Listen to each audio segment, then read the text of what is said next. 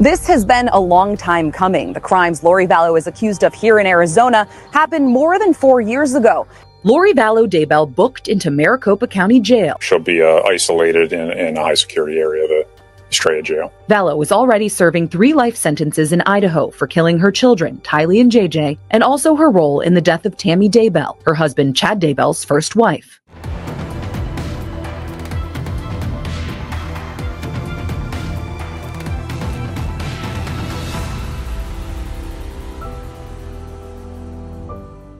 As for the charges in Maricopa County, she's accused of conspiring to kill her former husband Charles Vallow, who was shot and killed in Chandler in July 2019 by Lori's brother, Alex Cox. She's also accused of conspiring to kill her niece's ex-husband, who was shot at outside his home in Gilbert in October 2019.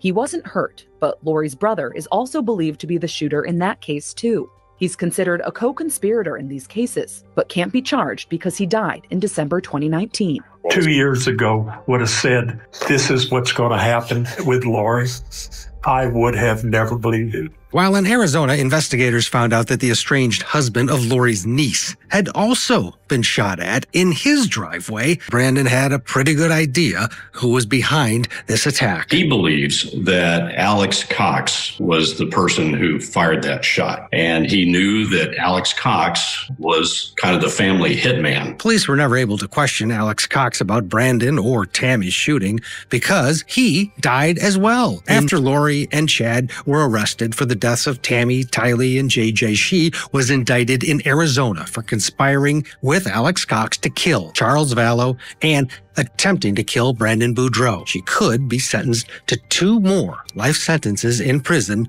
if she's convicted in Charles's and Brandon's cases. Just one attorney or more attorneys will be assigned? Well, at this point in time, her next concern was, is it more than one attorney, or is it going to be multiple attorneys? It's just more people for her to try to manipulate.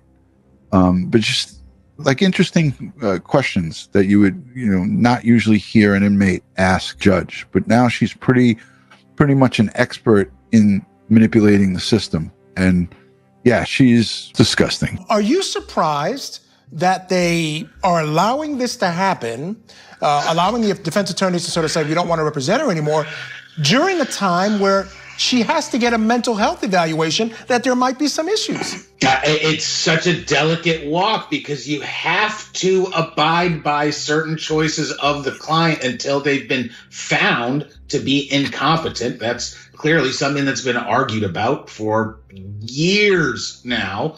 But so far, she's competent to make her own decisions. That includes representing herself, despite everybody in the universe universally agreeing that's a terrible idea. But we also all don't know exactly what the dynamic is between her and Chad and what kind of fantasies and hallucinations she has about what's eventually going to happen to her life. People thinking, I can do better, and I don't like what my attorney did for me, so I can represent myself. The problem is their view is so shockingly skewed sometimes. First of all, because they don't understand the law. They don't understand procedure. They don't understand how the facts are presented. They don't have access to this. They don't have experience doing this before. And frequently, they have no perspective whatsoever. And so as a result, what they create can be a complete, as Josh said, a train wreck. It's been 5 years since prosecutors say Lori Vallow conspired in the shooting death of her 4th husband, Charles Vallow.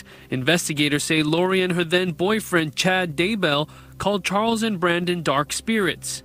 Vallow is charged with 2 counts of conspiracy to commit murder, but the judge on the case granted her request for a Rule 11 evaluation. Both counsel for the state and Vallow are ordered to provide medical and criminal history to Maricopa County's Correctional Health Services. 2 qualified mental health experts will be appointed to examine Vallow and determine if she's competent to stand trial. Her February 2025 trial is canceled for now. I think it's just a simple fact that she is delusional. I don't think she's crazy. I'll never believe that. Larry Vallow was ruled incompetent in Idaho for about 10 months before being restored ahead of her triple murder trial in 2023. She knows what she's doing. and the state of Idaho proved that she was competent. I think it's just a Laurie being Laurie. In Vallow's sentencing in Idaho, we learned she was diagnosed with a personality disorder and hyper-religiosity after she told the court that no one was murdered and she talks to Jesus. A defendant can be competent even if they have a mental illness. On behalf of Ms. Lori Vallow, who's not present, it's my understanding she refused. All right. The court will waive the defendant's appearance for purposes of today's hearing only. For the parties' purposes, the court is familiar with the record from your prior hearing, so I understand the context in that a Rule 11 motion was filed by prior counsel. You're now stepping into that motion, and so that presents a different circumstance than usual here in these competency proceedings. Well, we were hoping that the defendant would be present today so that she could be admonished by the court that the most expedient way to get out of Rule 11 is to cooperate with the Rule 11 doctors. I'm not sure that it's appropriate for defense counsel to advise the defendant to not cooperate, but that's where we are. Prosecutors say Vallow's new defense team advised her not to cooperate with the two court-appointed experts. It was Vallow's previous public defender that filed the motion for Rule 11. Commissioner Travis Martirosian says he reviewed a report from Dr. Michael McGady and a letter from Dr. Camille Hernandez. The court asked if both parties could agree to moving the case along based on what appeared to be a competency finding in McGady's report. The state said no, arguing that if Vallow wants to represent herself in court, the second opinion is needed. The defense responded. As far as having Ms. Vallow not speak, that was a decision based on the fact that we wanted to withdraw the Rule 11 motion. We did not want to be in Rule 11 court because we just didn't think it was appropriate at that time. Right. Otherwise, I think this is just a completely unique case. Vallow was found unfit to stand trial in Idaho back in 2021, spending 10 months in a state hospital before being restored to competency. Now another delay in Vallow's next trial as a doctor waits to evaluate her. From an ethical standpoint, she doesn't have enough information to just render an opinion. And so I don't want to force her to make an opinion when she's not in a position to do that. And she needs more information, which she hopes to get in attempting to meet with the defendant next week. The court has reviewed Dr. Hernandez's letter and Dr. McGady's report.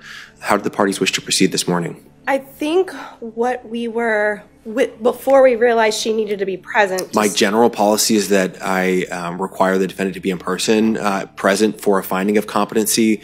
But in some circumstances, I have allowed counsel to file a notice with the court indicating that the defendant's been informed of that they've been found competent and of their next court date. Is the state in a position to stipulate to competency based on Dr. McGady's report? The state is unwilling to stipulate to competency based on one report. Week. Unfortunately, Ms. Vallow not speaking with the mental health experts is causing some delay, as we're seeing here. But I'm okay with affirming your next hearing with Judge Boreski with the understanding that the matter remains in Rule 11 proceedings. So simply affirming that next court hearing doesn't change the status of the case being in Rule 11. Now, this Dr. Hernandez has a deadline of December 2nd to submit her competency report on Vallow, and then the next competency hearing follows that submission 3 days later. Meanwhile, the actual judge presiding over the criminal cases outside of Rule 11 court, well, he will meet with these lawyers in a status conference next Wednesday.